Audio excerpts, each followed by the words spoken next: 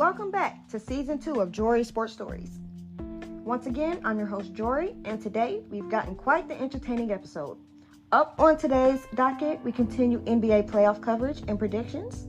We have some news in the NFL regarding releases, franchise sales, and more. We begin some slight WNBA coverage. And on this week's edition of Jori's Timeout Session, we have a fiery segment with discussions about accountability, will, culture, quitting, making excuses, and more. Plus, there's something that needs to be addressed. So tune in, turn your volume up, and let's get it.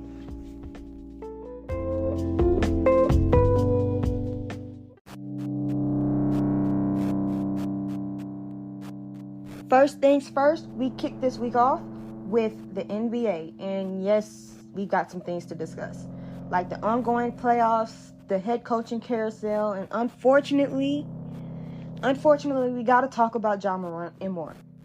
This is a stellar first segment, so let's get it.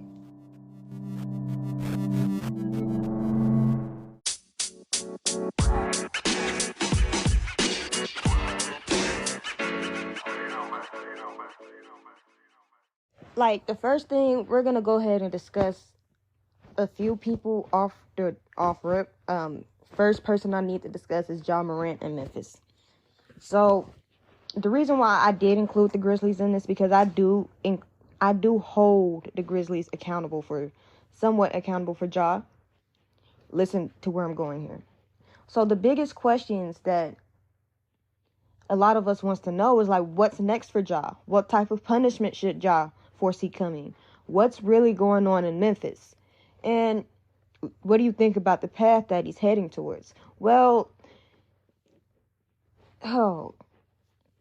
there's a positive thing when it comes to this type of situation is at least he's holding himself accountable.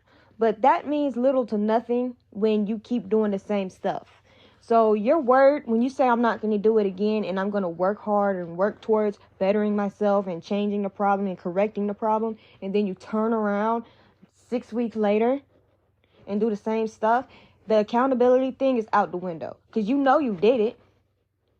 And only you know why you did it, right?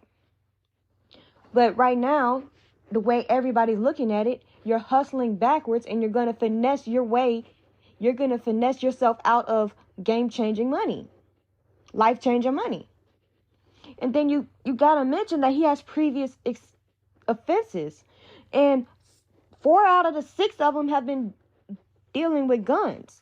Now, I've seen a video that's been circling Twitter that says that's Ja or whatnot. I don't know if that is Ja, but that is his personality, and he likes to walk around and shooting, showing his strap and stuff like that, like he hard body when we know he's not. You're gonna do that in the right place at the right time, and you flash it, somebody's gonna shoot you so fast you're not gonna see it coming. Don't pull it if you ain't gonna shoot it. That's a fact, because the second you start flashing something, you don't know what the other mentality of another person might be. You flash your gun, somebody about to pull out. You flash your gun like you're not gonna do anything. You might flash it, and then somebody might pull theirs out and shoot you because their life is in danger, apparently. But that's how people think. So don't do that, because you're really putting yourself in harm's way. And then about the video, like the video, what really got him in trouble with his friend, like. You saw the friend knew he was on IG Live. They were already on live, right? And they were vibing a young boy and whatnot. And then he turned the camera on to Ja. Ja starts acting a fool. He pulled a gun out and the friend turned the camera. The friend knew. He was like, hey, we're not even doing this again. That friend has been there with him the first time. And he can't even go to the Memphis Grizzlies game for like a year. And you want to continue to surround yourself with that type of person that's not make no sense. He might have a really good personality. Might be a real cool people. But that's not somebody that's going to elevate you. That mentality and that type of foolishness, when you're making $200 million, you're not making $200 million now because you done lost the money. You're hustling backwards. You're hustling backwards, boo. And then another thing we want to mention, enablers, right? because nobody really saw this as a serious thing until like recently. Like even let me redo my thoughts. When I talk about enablers, I'm talking about them fanboys and people like, he's not doing anything wrong. He's not breaking the law or anything. Yeah, he's not, right? But he works for a company that doesn't do flashing of the guns on IG Live, showing off and doing stupid stuff, making the company look bad, and yourself. It's not about legalities. Y'all going there with this legal talk gonna get this man hurt because he's starting to tick people off and then act like he gangbanging. You can't throw up B's and C's in the same thing. You can't do that. Hi, Pooh. You just can't do that. Period. So, all the people who've been trying to save him and defend him from this situation, you're enabling it. That slap on the wrist punishment enabled it. So now you're going to have to bring the hammer down on him. And I hope it changes his behavior. In all honesty, I do hope it changes his behavior, because he will lose it all if this keeps up. And it's hustling backwards and it's sheer stupidity. And then I've heard about some of the situations dealing with his mama. Now, my mama is never going to put me in those type of situations where if I'm the breadwinner, that I got to be in the enforcer as well. One, my mama got on her own. Period. She's her. So my mama's never going to be in a situation where something don't go her way is called Jori. That's not how we're going to do that. And as a mom, correct me if I'm wrong. As a mom, you should not be putting your child into harm's way. And what I mean by harm's way is, you know who your child is, correct? You know exactly who your child is.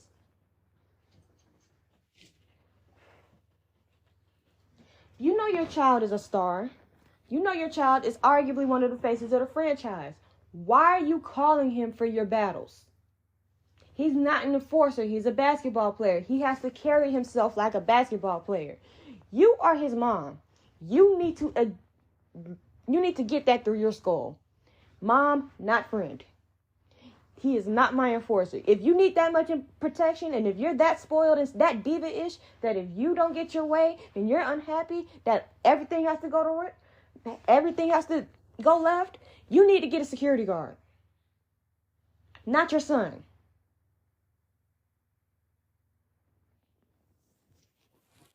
That right there made me mad, because she didn't even do it once. She did it twice. She did it once at a volleyball game, and she did it once at Foot Locker.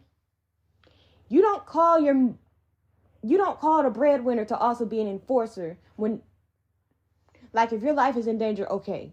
But in these situations, no. Because now, not only is you're actively contributing to his downfall by being a friend and by acting like he's an enforcer, instead of treating him with some care, instead of steering him in the right direction. I know my mama wouldn't be doing all of that if I was rich and famous and all of that. No. Tale of two different stories. So it's a weird situation. And Memphis has some culpability in this as well. They were too lenient the first time. 8 games was not enough. And it really wasn't 8. They rushed him back for the playoffs. Let's just call it how it is. They didn't want to see Memphis in the playoffs without Ja. Let's just call a spade a spade. They rushed him back for that. And they did him a huge disservice, because apparently he didn't learn nothing. Period. And he has bad influences all around him. But another argument is, with as many situations that he's been in, is it the people around him, or is it him trying to act like that something that he's not? And he gets himself in trouble. You can't just blame other people. Oh, Ja has bad influence friends. No, Ja also is a grown man with a kid. He makes his own decisions. He made that decision to pull that gun out on that IG Live both times. I don't care if once he was drunk. He wasn't drunk enough.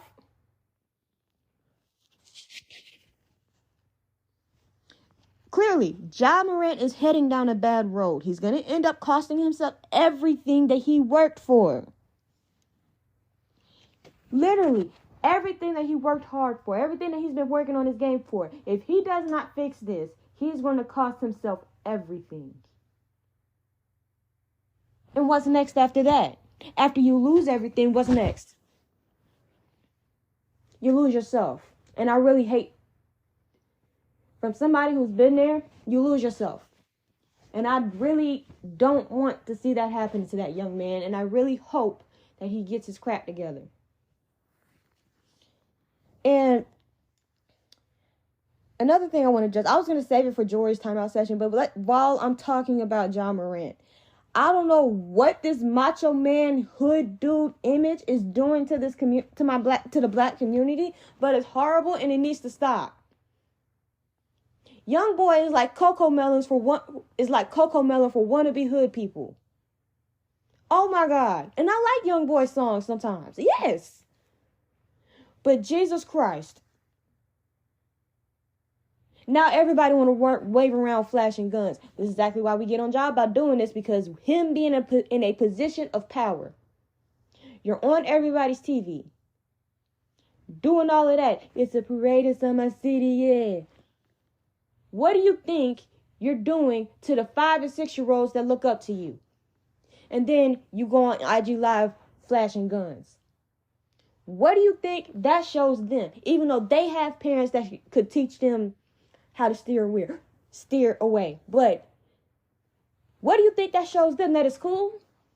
That they're going to want to do that type of stuff? Now, it's on their parents if they curb the behavior. But you're going to put that thought in their head because you're influencing them. Whether you like to believe it or not, you're influencing this kind of crap.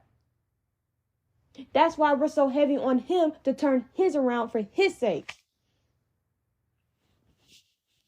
Jesus Christ, Ja.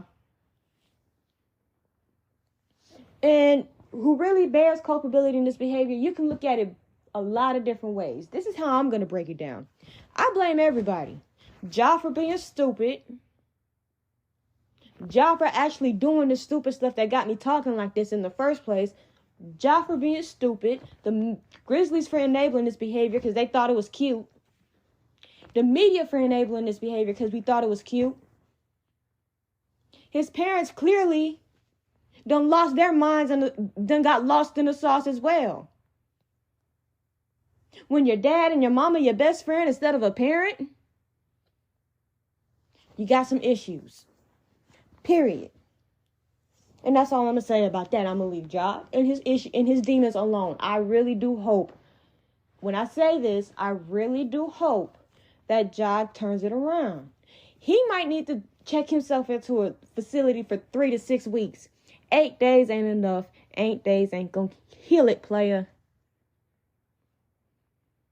No. Whatever, if you're depressed, if you have anxiety and you're depressed and you just feel like you need to lash out, go see somebody. Don't go flashing guns on IG Live and gang throwing up signs that you don't know what means. You don't even know the people that live in those places.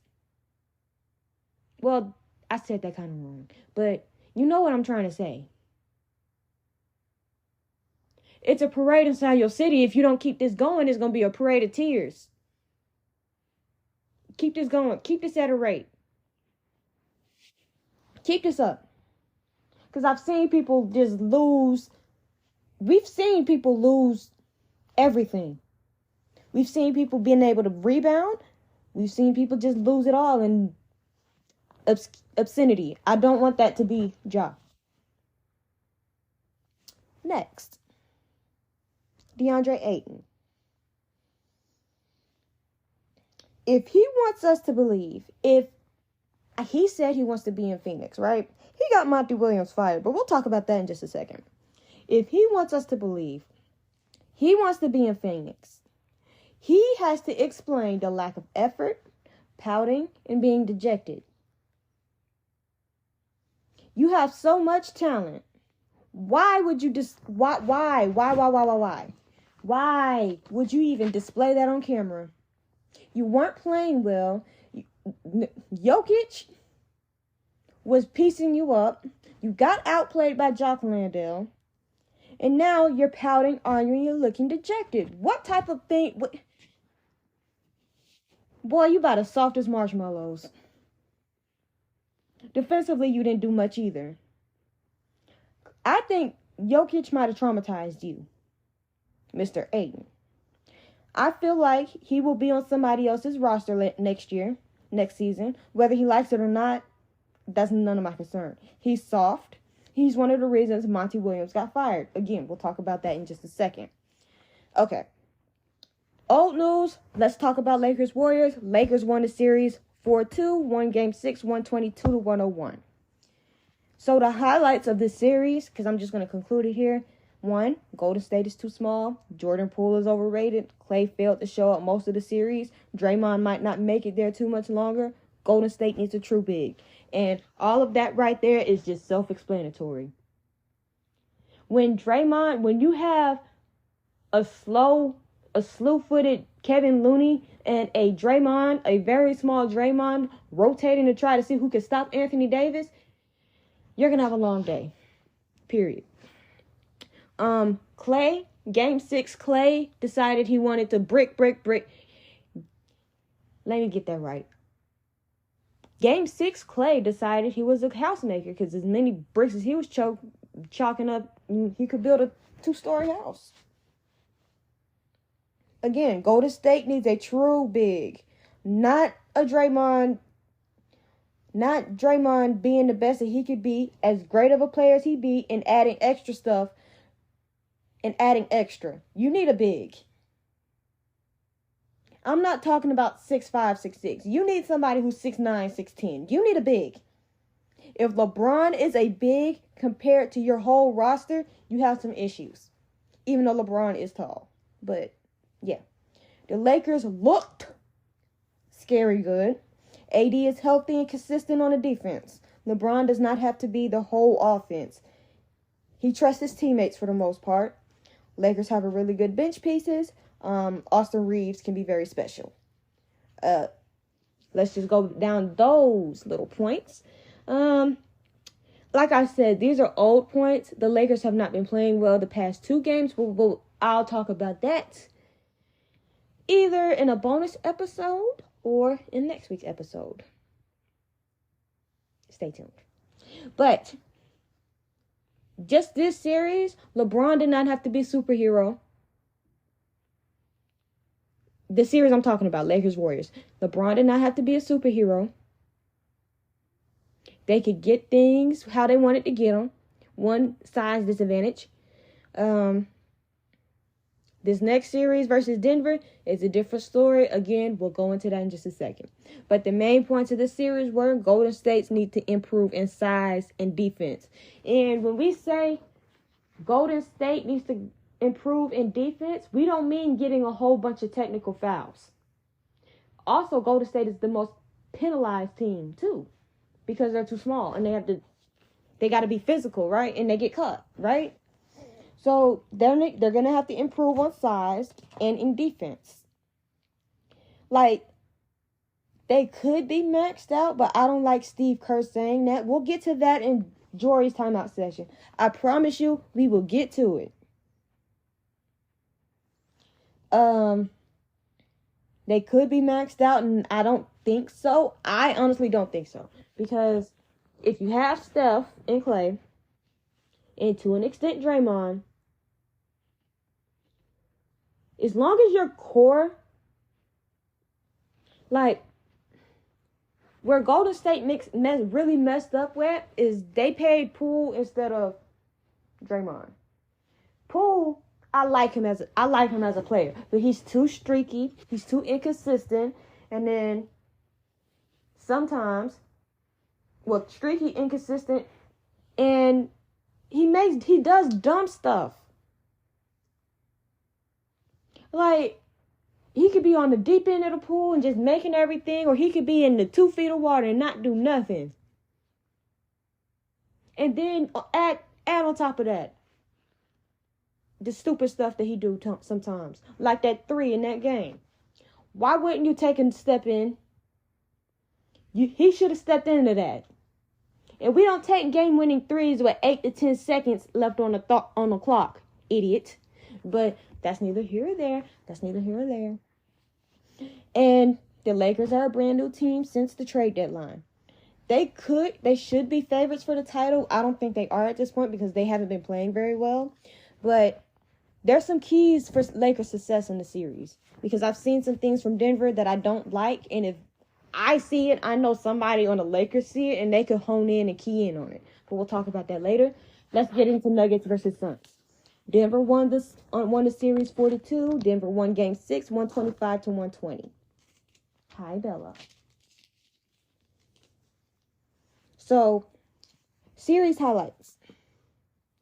Devin Booker and Kevin Durant together can produce. Phoenix literally mortgaged their future to get KD, and it cost them. CP0. Chris Paul needs to go ahead and retire. He's hurt every playoffs. And it's not like he don't be breaking nothing. This is soft tissue stuff. Why is it every time that he... Why? Every year. We don't get to see Chris Paul in the playoffs because he's hurt. And by the time he gets healthy, their team is eliminated. Jokic, when they didn't disrupt Jokic much at all, which the Lakers are going to have been doing to an extent. But Jokic, when pretty much undisrupted, can cause absolute mayhem. Jamal Murray, when he gets going, there's an issue. Denver needs to improve its defense. That's why in this Lakers-Denver series, let's see. I'm concerned. I am concerned because we're down 0-2. But Denver's defense is shaky. And even though Jokic is a heck of a player, that defense is very shaky. So, Phoenix didn't have much of a bench, which proved to be quite detrimental. Monty Williams, I don't think, should have been fired. That man turned his team around, right? So, you fired a man. Hey, we're not barking. We're not barking. Thank you, Bella. Thank you. Anyway, so back to what I was saying. I don't really think that Monty Williams necessarily deserved. I see why they fired him. I don't think he should have been fired. You're going to listen to my rationale about that in a minute. But what's the points? In this series, what do we get out of it? 1, you need more than 2 players to beat a good team. Bench play is, in fact, important. Expecting KD and Book to put up ghastly numbers, 80 points combined with no help, with almost asinine amount of help, night in, night out, is asinine and foolishness. That's the last of DeAndre Ayton as a Sun, and Denver was just too much. Like, you saw that whole series. Like, and the thing with the Suns is you saw it coming. Y'all can't tell me that y'all didn't see that coming. Because when they were playing the Clippers, it took everything that they had to beat the Clippers team without Paul George and Kawhi. That Clippers team would have gotten steamrolled by this Denver team. I mean, the Suns kind of did get steamrolled, but without KD and Booker, because they mortgaged their future to go get KD,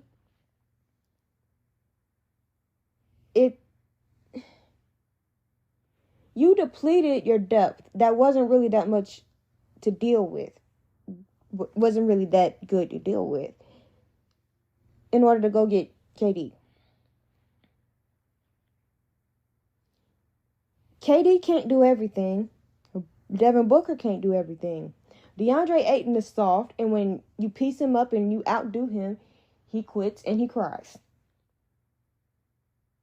Jock Landale can give you some productive minutes, but Phoenix didn't have a chance. Now, to another series that I got some things to talk about with this one. 76ers versus Celtics. Celtics won the series 4-3. Won game 7, 112-88. James Harden actually showing up in some form. He didn't do it too often. Now, I know how they ended the game. I know how the series ended.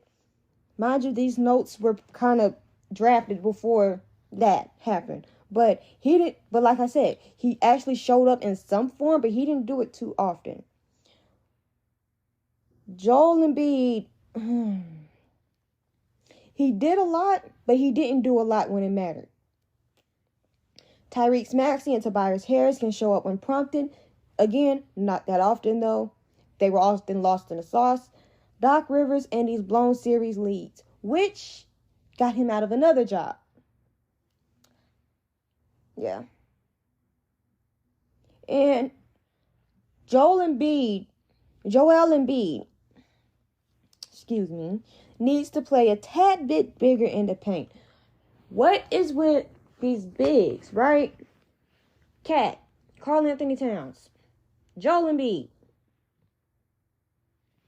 Why don't you like to play big? I understand Joel Embiid's point because he's always hurt. He usually get hurt, but why don't y'all like to play big? Y'all would rather turn around and become a bigger version of Steph Curry when they go in than actually to attack the paint. Riddle me that. Y'all are 7 feet tall. Y'all about 6'8", 6'10", 7 feet tall. Why are we not attacking the paint?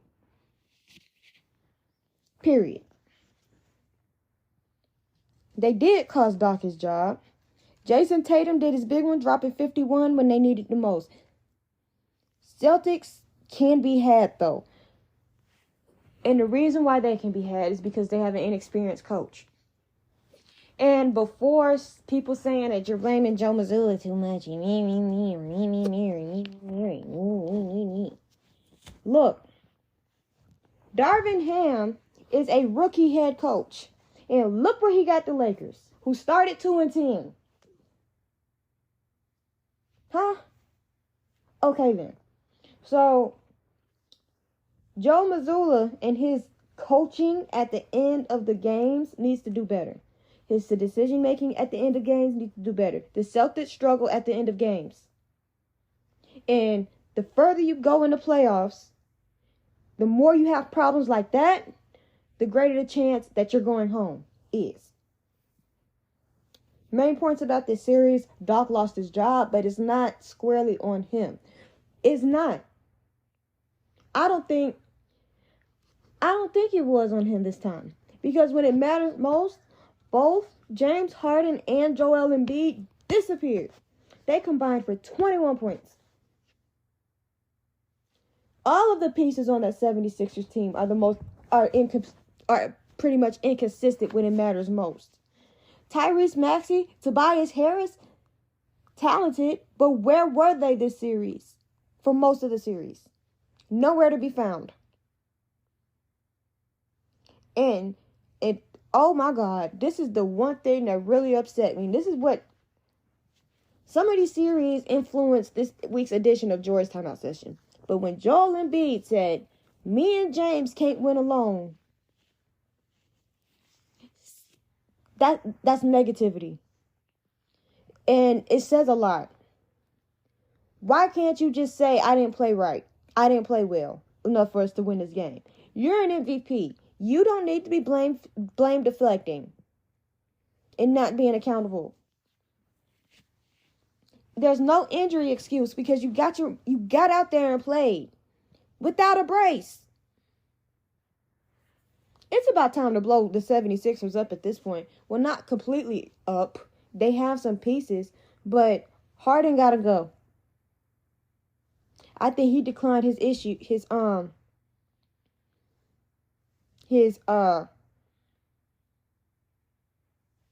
player option. He either stay or he go. But if he stays with Joel Embiid, y'all are gonna have to put some consistency around them, because you know why? Because come playoff time, you're not gonna get a lot of consistency from Joel Embiid and James Harden, who both have regular season MVPs now. It ain't got nothing to show for it in the playoffs.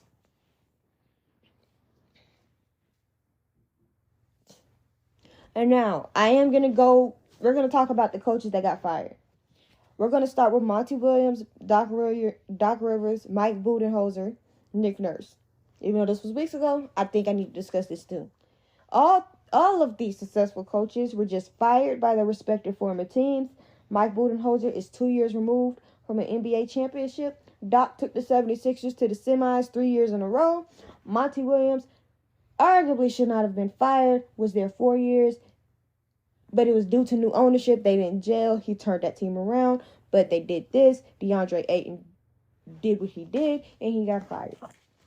So, my questions out of all the coaches that were fired, who really didn't deserve it? Whose was writing on the wall? Who would definitely find another job? And what are the reasons and what goes with it? Well, I don't think Monty Williams deserved to be fired. I really don't think Doc Rivers deserved to be fired. I saw Mike Budenholzer coming. You know why? Because a lot of people, and people don't understand. Well, let me reclaim my thoughts. I saw Mike Budenholzer coming because I remember when Coach Budenholzer coached the Atlanta Hawks. He got a team to the Eastern Conference Finals. They got swept by LeBron. It was downhill from there. So I saw that coming. And as much as I think Doc didn't deserve to get fired, I saw that coming as well. Monty probably didn't deserve it either, but because of ownership and them not getting along, and then how their season ended, we could have guessed that they would have got fired as well. But let's just go into bit by bit. Monty Williams, opinion. Here's my opinion. He got the short end of the stick. He didn't necessarily deserve to be fired. Given the circumstances, firing him was risky.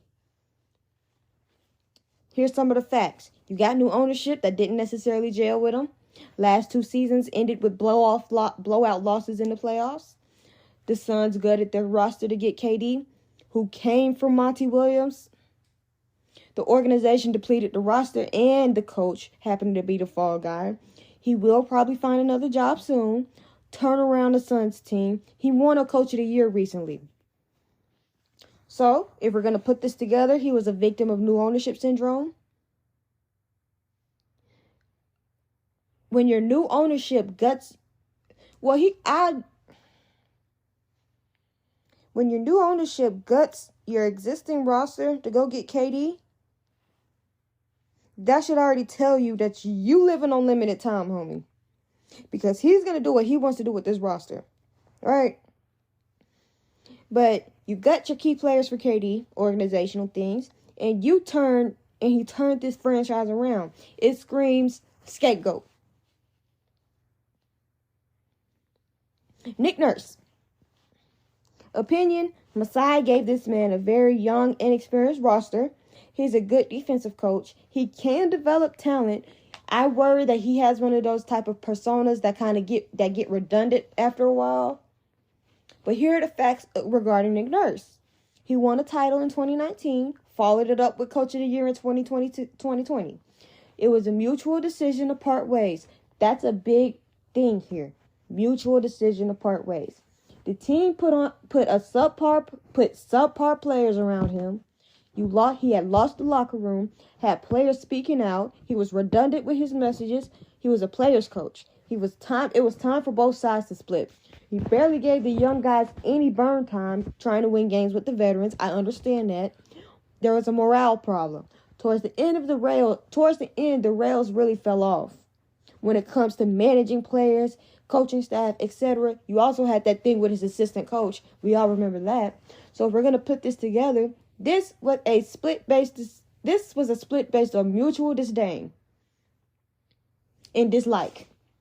There were times Nick Nurse behaved like he didn't want to be there. There was also mismanagement heavily involved. On the other hand, the team didn't necessarily put him in the best situation. And then the assistant coach thing happened. So it was really best for both sides of this to mutually part ways. I feel like because of the type of coach he is a good defensive coach. He will get another shot. I do feel that. Doc Rivers. And while I love me some Doc, I do. I think that it's time for Doc to be able to update his resume and get another championship. In all honesty. But here's my opinion on that.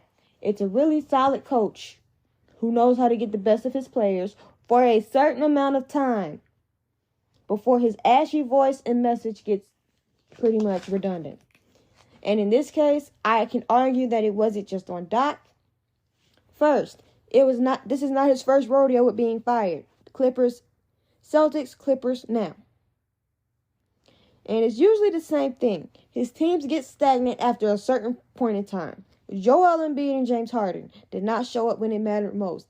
They did not say anything in the presser that would save Doc Rivers' job either. Maxey and Harris get selective buckets. There's some veterans who shouldn't be on that roster there. DeAndre Jordan. They need better from the team. They needed better. Doc needed better from the team, and he didn't get it, and he got fired. Put it all together. And all in all, we knew this was going to happen. 3 second-round exits, and he has a history of blowing series leads. He's a good coach. He's just not a permanent solution to people's problems. Again, he should find a new job. But for a team that doesn't need a whole bunch of fixing or roster tune-ups, that's what type of team Doc needs to coach. If you're a coach away from being able to do something, I feel like Doc is your guy. Because I feel like if you're talented enough, you can outmaneuver his foolishness. Heat Celtics. This is what to expect. Celtics are in trouble if they don't clean up some of the close game mental mistakes. I.e., this is why they're down 0-2. Jimmy Butler will be back in his bag. Did I lie? Kyle Lowry's back healthy and more for the defensive end. Celtics coaching experience may come back to bite them in this series. Again, they're down 0-2. And the Celtics have been kind of underwhelming defensively. If they slow down Jimmy Butler, they'll have a chance. Hasn't been working. Bam needs to be big every chance he gets and not be so streaky. I don't know what's going on with Hero, but Miami is better defensively than you think. Heat in 6. That's why I didn't choose the Celtics. Lakers, Nuggets. What to expect? We're 2 games in. I apologize. But here we go. Battle of the Bigs. Jokic versus AD. Again, I think it's going to become Jokic versus Rui before we know it. Denver's defense needs to improve. Lakers' consistency shooting is going to be key in this series. Oh, my God. The Lakers' consistency in shooting is going to be a key in this series. And they're down 0-2 because they haven't been shooting well. Oh, my God, I could be a fortune teller. Because I called it. Same with Denver. Once Denver, they shot video game numbers in game 1, and Lakers they didn't stand a chance. But game 2, the Lakers they had that game, and because they wanted to shoot instead of attack the paint, instead of playing Lakers basketball and attacking the paint, they decided they wanted to be the big old Golden State Warriors that they just beat and shoot. And if they weren't going in, Oh my God. That made me so mad. This series will probably go 7. I hope it goes 7. And expect Darvin Ham to make the necessary adjustments by game. Denver loses the series, a certain head coach's seat should be hot. I don't know. I really don't know who to call. I mean, y'all know who I'm rooting for, so I'm really not going to say it in numbers because, Lord.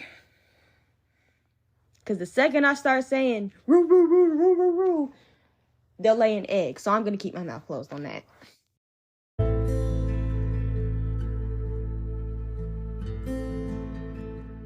Next up, we are now starting our WNBA coverage and analysis. These past few weeks, we've seen the newbies shine, then get cut. We've discussed expansion, some of the super team dynamic, and more WNBA talk. So stick around.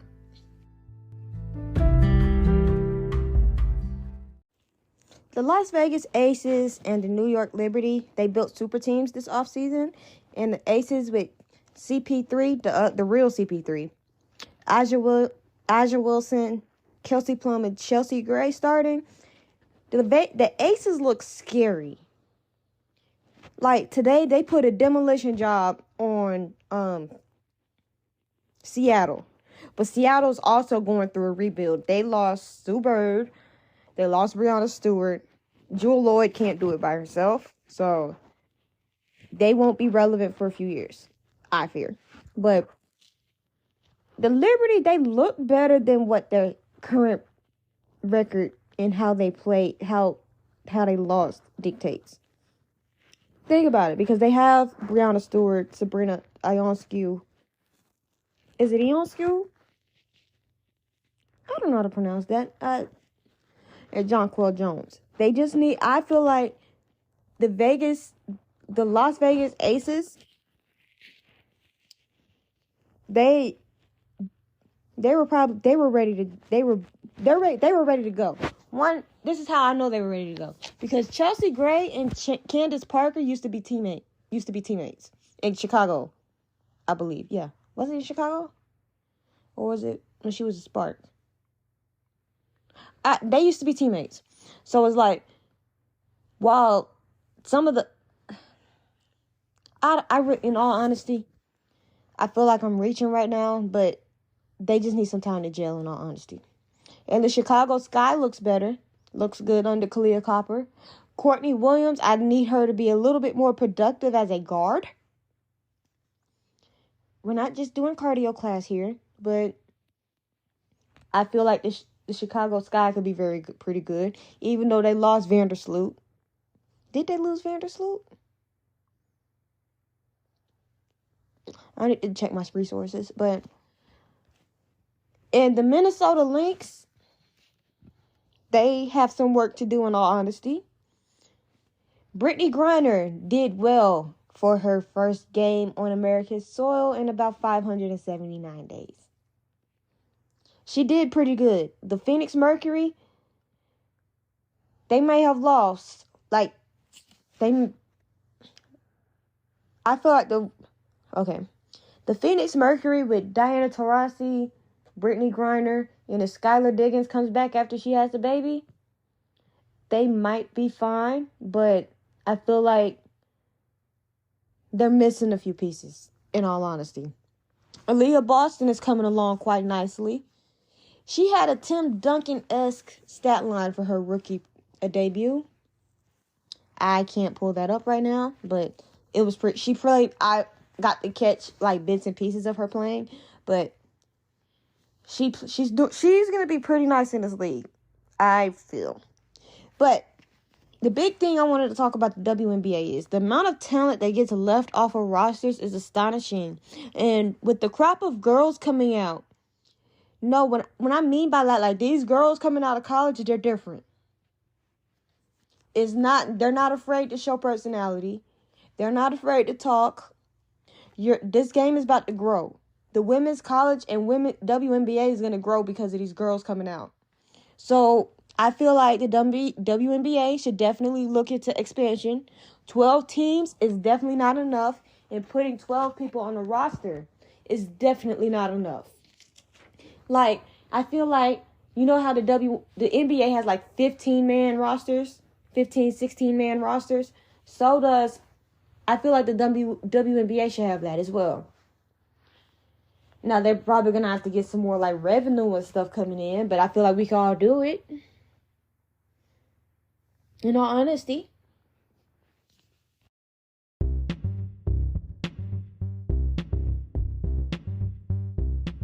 Next, we head on over to the NFL as rookie mini camps are in full swing. Some workouts are occurring. The schedule was released. We also had a post-June 1st release designation that we need to talk about. A sale of a franchise plus more. So once again, stick around and let's get it.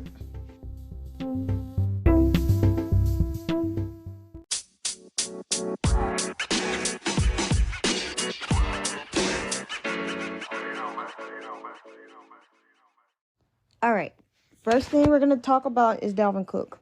Minnesota is going to release Dalvin Cook post-June 1st designation. He's reached the Pro Bowl. Has he been? Yeah, he's been to a Pro Bowl. He's been All-Pro, I believe. He's had 4,000-yard seasons consecutive. He's been a huge part of the offense, albeit injury-prone and does fumble, but he will be a good fit pretty much anywhere. I think Minnesota's pretty stupid for this, if you don't mind me interjecting. Like, I feel like this is not the smartest move. Yeah, that's not the smartest move to pretty much, because when Kirk is struggling, who's there to bail him out? Don't say Justin Jefferson, because he can't if Kirk can't get him the ball. So I feel like this will probably be one of those decisions that might come back to bite them in the butt. But I feel like he's injury prone, so it probably was time to move on in the eyes of the Vikings. Rookie talk. Bryce Young will be fine. I've seen some footage of him in rookie minicamp. He will be fine. Like I said, I know he was going to be fine. It's just these itty-bitty nitpicking. He's too small, and look how tiny he is, and blah, blah, blah, blah, blah, blah, blah. He will be fine, and you can shut up. Will Levis may surprise a few people. I've seen some practice footage of him as well. We'll talk about my Titans in a minute. But I feel like Will Levis will probably be quarterback number 2 soon. Especially if this is, in fact, Ryan Tannehill's last year in a Titans uniform. If he progresses like he was supposed to progress, Malik wasn't ready to come into the league. And you're not going to sit here and tell me that he was either. Tyjae Spears is healthy. Quit asking questions you know the answer to as far as his ACL. You know he doesn't have one in his right knee. He says he's healthy. Will Anderson looks as advertised. And there's a good crop of undrafted free agencies that are practicing well as well. This is a solid group of rookies.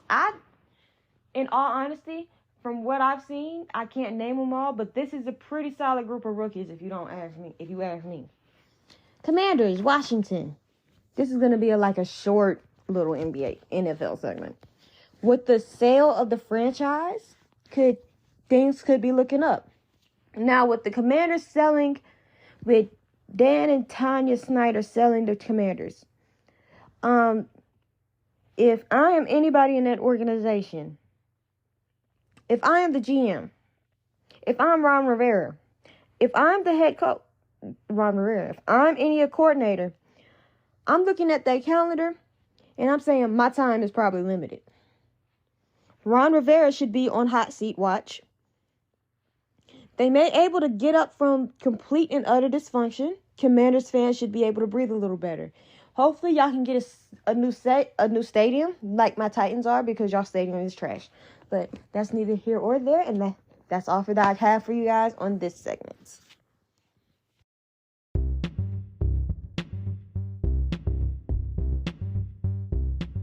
And welcome to this week's edition of Jori's Timeout Session. And you just might want to get some popcorn, because I got a lot to say. Period. And on the docket of topics for today, session, accountability, quitting, being soft, the amount of excuses going around. Plus, I react to a very, very interesting Titans-related comment. If you know me from Sports Empire Network, you know exactly what comment I'm about to react to. This would definitely be a segment that you don't want to miss. So get your ears and your laughs ready, and let's get it.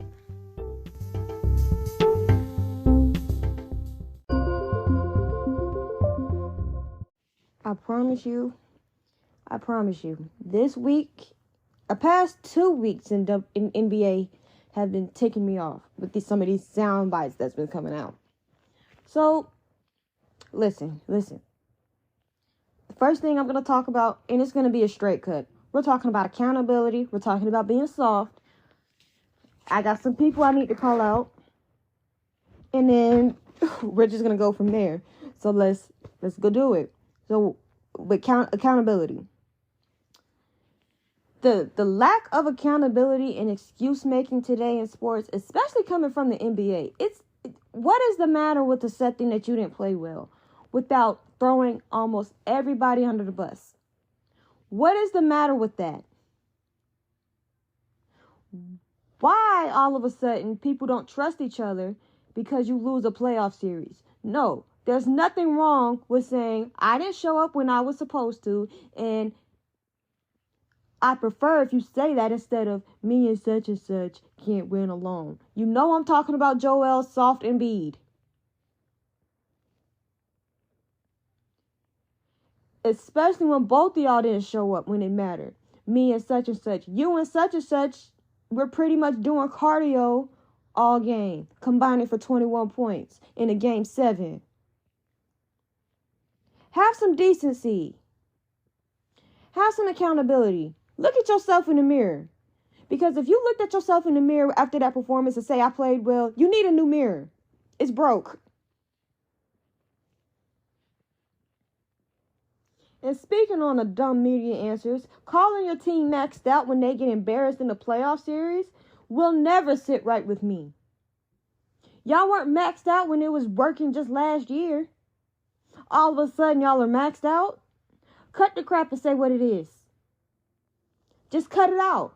Cut it out. In this current NBA climate, we as a team weren't good enough. Talking about some maxed out. That's what you say. You don't say, mine were maxed out.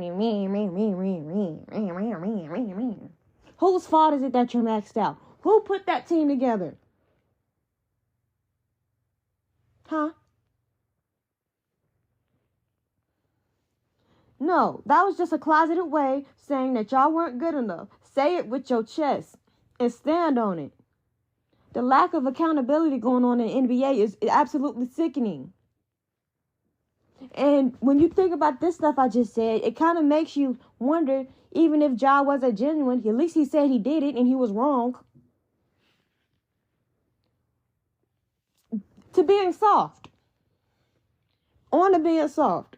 We got people like Ben Simmons, DeAndre Ayton, Rudy Gobert, Dylan Brooks, Joel Embiid, James Harden, Kevin Durant. What's the common denominator? They're all soft. You can say that they don't have the best mental fortitude, but I'm just going to call it what it is. They're Charmin Ultra Soft.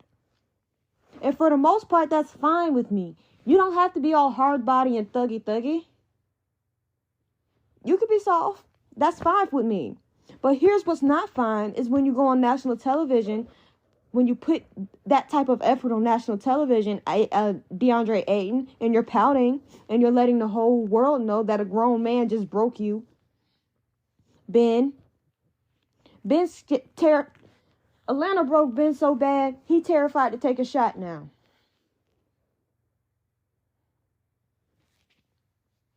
Pouting when you get benched, when all you had to do was not stink it up. It's like pulling teeth to get you motivated. You're soft. My Chihuahua's harder than you. She gonna slide too. And then there's the ones who ask for pressure, But then you go hide when pressure applied, and then you don't want no smoke. Then they can't stand the smoke. The smoke too heavy, right? If you hard body when winning and poking grizzly bears and stuff, you better stand on it. Push come to shove. And it's like, people don't mind trash talking, right? Stand on what you say. Yeah, I said it and I don't regret saying it. Jermichael Green, poking the bear. What happened to the Warriors after he said what he said? One, we had Petty LeBron come out talking about responding to that.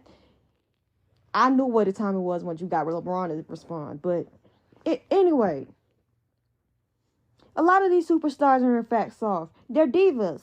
We got ones who are terrified to do their jobs, but not terrified enough to send shots. Quit sending shots and go get your butt in the gym and put some shots up. Ben Simmons, you out of all people should not be sending shots at anybody with your trifling behind. I've never seen somebody so scared to take a shot. Oh, I got a back issue. No, you're scared. And you're horrible. We got a few people who are just sensitive. Kevin Durant, as sensitive as he is, he's not problematic. Y'all can just say KD is sensitive and soft. And he got toilet paper. He got paper for skin. Thin skin.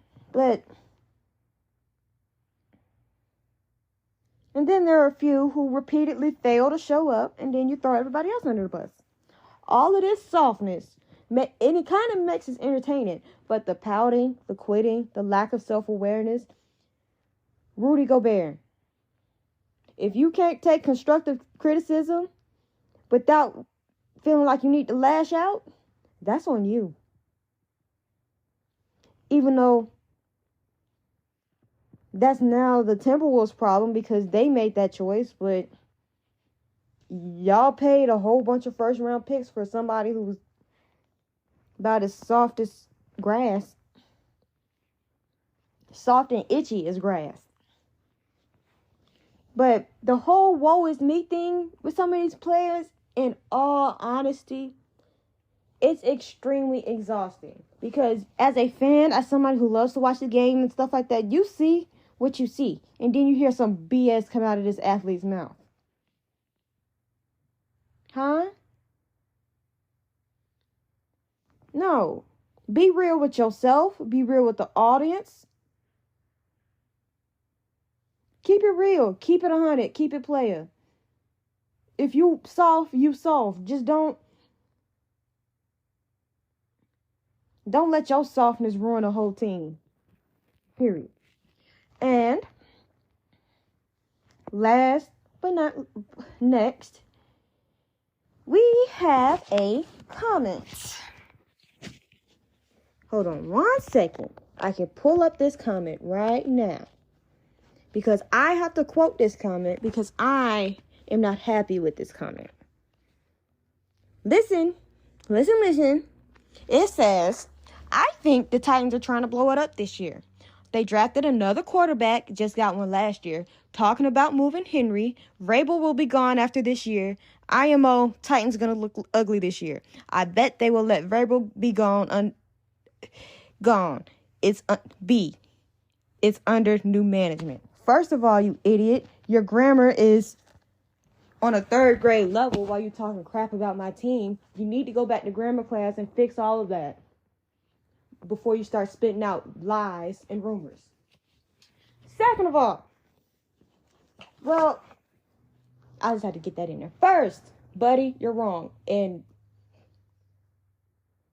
tell me you don't pay attention to the Titans without saying it. Because if you did and use a sliver of critical thinking and common sense, you would know that stupid comment was grade A horse crap. And here's why you're wrong. Here's why you, my dear friend, are wrong. Instead of listening to erroneous and baseless rumors, one which came from the host of that American Mutant Ninja Teenage Warrior competition show, who was bored on the day Twitter took the blue checks away. So instead of listening to rumors that come from people like that, you know know who the most reputable sources in the NFL are. You know this, I know this. So if it didn't come from Rappaport, if it didn't come from Shefty, if it didn't come from TD, if it didn't come from Kahersky, and you're believing it, that's on you. You're stupid. If it came from one of those dial cleaning accounts that act like they're somebody and they're not, that's on you. Will Levis is a better quarterback, period. And what else did we draft, sir? Since you're just so worried about what I drafted. O-lineman, tight end. We got a right receiver for a little sprinkle on the thing. We got some key pieces in free agency. Drafting for depth. We're not going to have Derrick Henry and company forever. That I do know. So that point right there is invalid. And, well, I'm going to go back to that. Excuse that. Go back to that. Did you see Malik Willis play last year? If you saw Malik Willis play last year and you think that's good enough to be a quarterback in the NFL, you're stupid. Your eyes are deceiving you. He's a good backup. He could be a backup. I see a little bit of starter potential in Will Levis if he develops nicely. There again, your point is invalid. Mike Vrabel just signed an extension an offseason ago. Mike and Rand actually look like they get along. They look like they like each other. Did you see the draft last year with Mike and J-Rob after J-Rob did that stupid thing and traded A.J. Brown again? Did you see that? Because my draft room didn't look like that this year. They look like they like each other. And once again, Mike really got to choose his staff this year. He hired from the outside. He did some promoting. And it's coming out that this offense looks completely different. Once again, your point is null and void. Add that to the fact that teams will line up for him if they get fired. And that'll literally, if you ask me, if the Titans fire Vrabel, that will set them back 4 to 5 years. He has a coach of the year, and he'd have something else if somebody didn't throw 3 picks in a game. He'd have something else. So in conclusion, don't form your opinions based off of baseless rumors and lies. You have a nice day, idiot. Y'all know the drill. Thank you guys for listening to today's episode of Jori Sports Stories. As always, I'm your host, Jori, and if you liked what you heard, feel free to share the podcast and let's grow the audience. If you're listening on YouTube, don't forget to like, comment, and subscribe. Let's grow the channel. Follow us on social media for more updates. Stay tuned for next week's episode. Thank y'all for listening, and I'll see y'all next week.